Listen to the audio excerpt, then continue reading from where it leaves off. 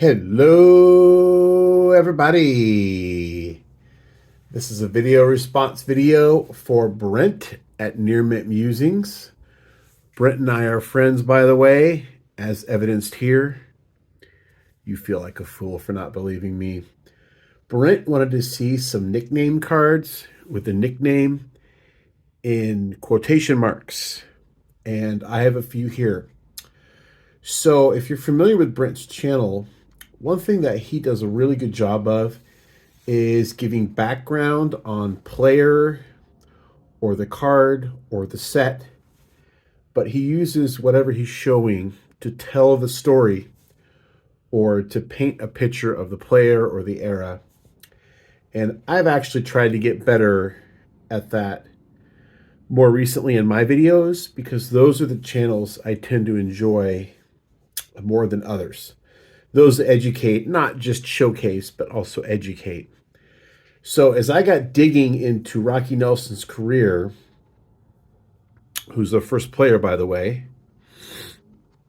and there is a 54 Topps. Rocky Nelson.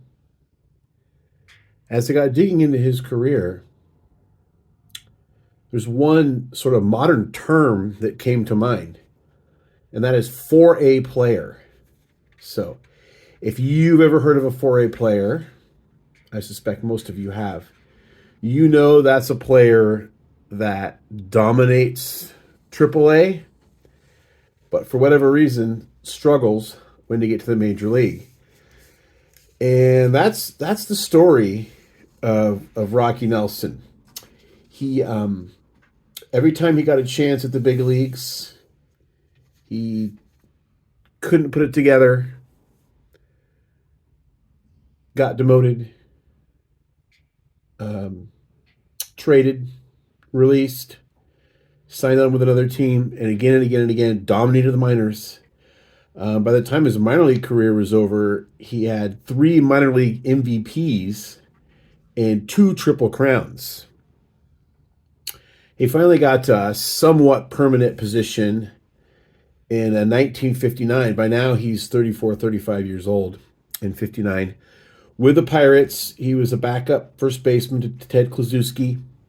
In 1960, Klue was traded, and Nelson was finally the man at first base for the Pirates that year. And he even hit a home run in the first inning of Game 7 to help the Pirates win the World Series. After the next year, his hitting fell off sharply. He played one more year in the minors in 62, and that was it for Rocky Nelson. So why was Rocky Nelson Rocky? After he signed out of high school, while he was still a pitcher, he was playing a game of pepper in his very first spring camp and took a ball off the head. And teammate Whitey Kurlewski, I hope I'm saying that right, gave him the name Rocky, as in he's got rocks in his head. And it stuck ever since. Stayed with him the rest of his career. So that's the story of Rocky Nelson. Next item up is Babe Martin.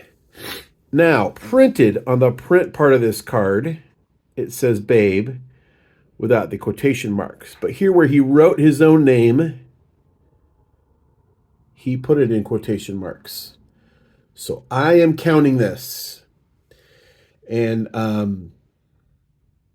this is actually something he sent me. I wrote to him for the Players Born in Washington State collection many years ago, probably at least 15 years ago now.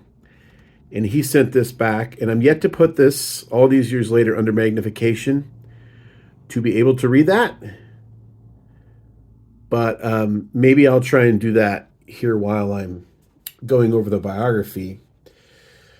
But yeah, he was born in Washington, and I just sent an index card because I didn't have any cards of his. But he does have a 49 Bowman card. On the front, it says Boris Babe Martin. Martin played just a few years for the Browns, mostly 44 and 45. He was actually very critical of the Browns using Pete Gray so much in 45 because he felt like it took playing time away from him and other players that could have actually helped the club. And it wasn't obviously very popular opinion of him to come out and say this, but that's how he felt. And he says pretty much everyone else felt that way too. They just wouldn't say. So Boris Babe Martin, why is he Babe? Well, he's a baseball player, so he's probably Babe because of Babe Ruth. Well, that's not true. He was the youngest in a large family, and so they called him Baby for a long time. He got to high school and started thinking, I don't want to be called Baby anymore. Shortened it to Babe and stuck with him the rest of his life. So that's Boris Babe Martin. Finally, we have this fellow who is not in focus. There he is. No name on the front on the 50 Bowmans. But there you see at the top, Emo Leonard. And if it's going to focus, the very first part of the... There we go. Dutch Leonard. Emil John Leonard went by Dutch Leonard. Not to be confused with Hubert Benjamin Leonard, who went by Dutch Leonard.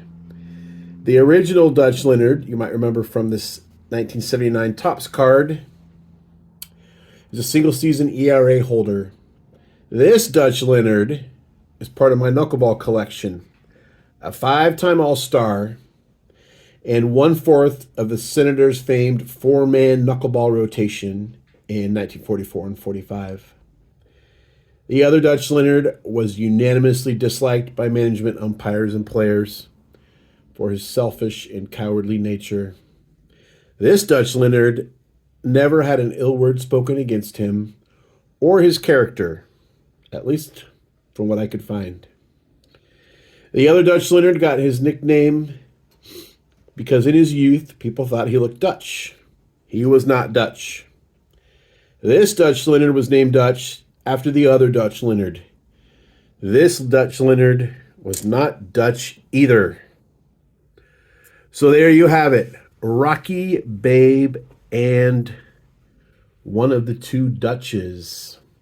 Brent, I hope you like this. This is what you were looking for. I didn't see anyone else do a video after you put the ask out for this, so thought I would take it upon myself.